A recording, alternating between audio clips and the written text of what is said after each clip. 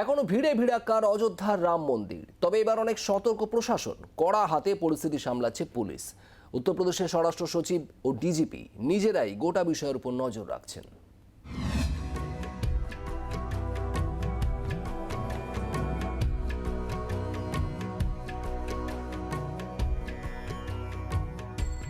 সোমবারে উদ্বোধনের পর মঙ্গলবারই ভিড় আছড়ে পড়েছিল অযোধ্যার রাম মন্দির চত্বরে। আর সেই ভিড়ের ঠেলায় রীতিমতো তুলকালাম পরিস্থিতি হয়।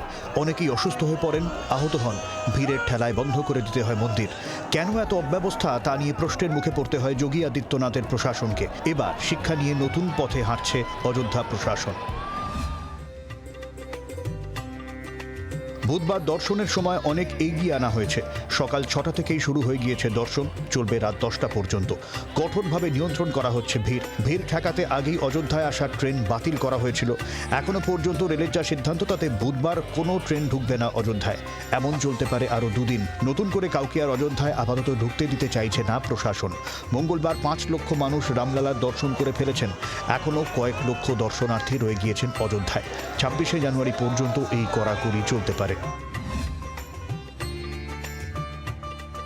আপাতত কড়াকড়ির মধ্যে দিয়েই চলছে রাম দর্শন। নির্দিষ্ট লাইন দিয়েই দর্শনার্থীদের ভিতরে ঢুকতে হচ্ছে।